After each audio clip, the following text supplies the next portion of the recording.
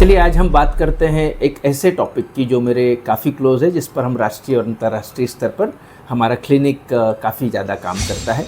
तो यह है प्रेगनेंसी डायबिटीज़। अब प्रेगनेंसी डायबिटीज़ की बात करते हैं तो बहुत सारे लोगों को ये मालूम ही नहीं है कि प्रेगनेंसी में डायबिटीज़ होता है, और बहुत सारी महिलाओं को भी ये नहीं मालूम है कि यदि उन्हें डायबिटीज़ है तो उन्होंने प्रेगनेंसी प्लान करना या नहीं करना, कैसे करना, कौन से प्रिकॉशंस लेना, यह मालूम होना आज की तारीख में बहुत ज़्यादा ज़रूरी है। तो अगले कुछ वीडियो में हम लोग यह टॉपिक धीरे धीरे कवर करेंगे। आज सिर्फ हम इसका बेस जानते हैं कि यह जो डायबिटीज़ है इस कितने प्रकार का होता है। तो pregnancy diabetes is called as hyperglycemia in pregnancy, HIP। और हाइपरग्लाइसीमिया प्रेगनेंसी दो भागों में डिवाइड होता है।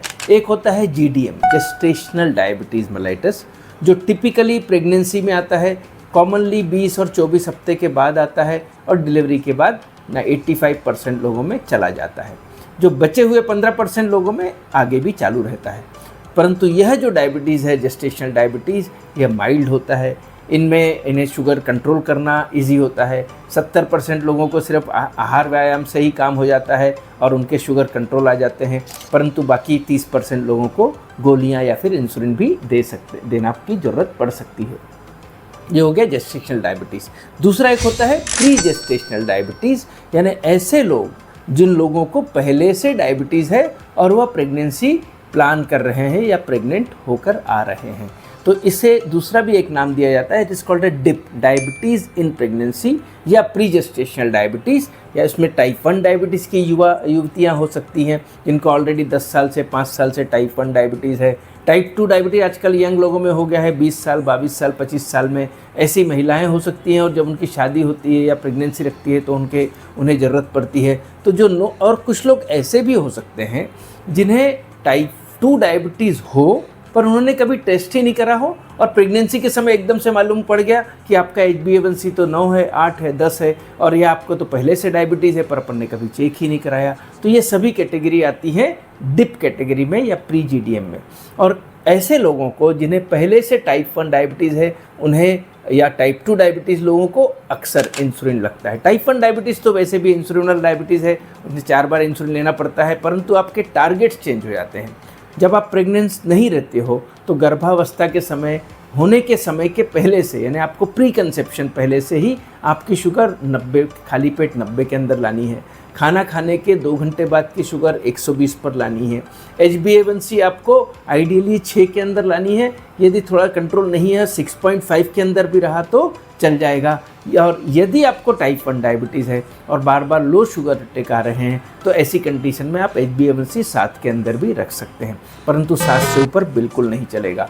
तो आपको पहले से ही टाइप 1 डायबिटीज़ और टाइप 2 डायबिटीज़ वालों को पहले से ही सेफ दवाइयों पे शिफ्ट होना पड़ेगा। आपको यदि कोई कोलेस्ट्रॉल की गोली चालू है, ब्लड प्रेशर की दवाई चालू है, तो अपने डॉक्टर से जाकर पहले आपको चेंज करवाना पड़ेगा। शुगर कंट्रोल करना है, सेफ दवाइयों पर जाना है, आपको इवेल्युएट करना है कि आपको कहीं आँख में रेटिनोपैथी तो नहीं है, किडनी में नेफ्रोपैथी तो नहीं है, हार्ट का प्रॉब्लम तो नहीं है, ऑटोनोमिक न्यूरोपैथी तो नहीं है, गैस्ट्रोपेरेसिस तो नहीं है। इस तरह से अलग अलग कॉम्प्लिकेशन की, आँखों की, किडनी की, हार्ट की सभी जांचें आपको करनी पड़ती है। जब आपका पूरे ऑर्गन्स सुरक्षित हैं, जब आपकी शुगर कंट्रोल है, जब आप सेफ दवाइयों पर हैं, तब आपको आपके डॉक्टर बोलते हैं कि yes, your body is fit for pregnancy. यानी आप जैसे मोतियाबिंद का ऑपरेशन कराने के लिए फिटनेस लेने जाते हैं डॉक्टर के पास, उसी तरह आपको प्रेगनेंसी के लिए भी फिटनेस लेना अनिवार्य है। तो याद रखें, यदि आपको प्री एग्जिस्टिंग डायबिटीज़ है, आप ऑलरेडी किसी डॉक्टर के अंदर अपनी दवाई ले रहे हैं और आप चाइल्ड बियरिंग एज में हैं, तो आपको दवाइयाँ को सेफ रखते हुए प्री कंसेप्शन काउंसलिंग पर जाना है। आपकी सब ऑर्गन्स देखने हैं, सब कुछ चेक करना है और अपने डॉक्टर से प्रेगनेंसी की फ़िटनेस लेनी है। जब आप फिट हैं तब आप फिर कंसेप्शन शुरू करेंगे।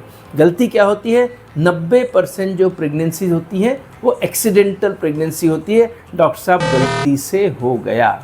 और ये जो गलती से प्रेगनेंसी होती है, जब आपका शुगर फिर एकदम से 8-9 निकलता है, बहुत सारी गोलियां आप खाते रहते हैं। कल ही मेरे पास एक मधुमेही आई, यंग लड़की, उसे 6 प्रकार की डायबिटीज़ की दवाइयाँ चालू थी और उसमें सिर्फ 1 प्रकार की डायबिटीज़ की गोली अलाउड है, 5 प्रकार की गोलियाँ अलाउड ही नहीं है। और उसका 6 हफ्ते का प्रेगनेंसी लेकर, 7 हफ्ते का प्रेगनेंसी लेकर मेरे पास आई। और हमारा जो ऑर्गेनोजेनेसिस होता है, जो ऑर्गन फॉर्मेशन का जो पीरियड होता है, वो पहले 6 से 8 हफ्ते का होता है। और उस पीरियड में यदि कोई ऐसी दवाइयाँ जो अपने बच्चे के लिए सुरक्षित नहीं है, यदि माँ खाती रही तो उसके साइड इफ़ेक्ट बच्चे पर होते हैं और उन्हें कंजेनाइटल मालफॉर्मेशन या कंजेनाइटल डिफेक्ट्स होने के चांसेस होते हैं, विकृति आने की संभावना रहती है। इसीलिए pre conception counselling, care and fitness for pregnancy has utmost important role in all women who are of childbearing age. Thank you very much. हम लोग फिर से अगले एपिसोड में प्रेगनेंसी के बारे में और भी ज़्यादा बात करेंगे।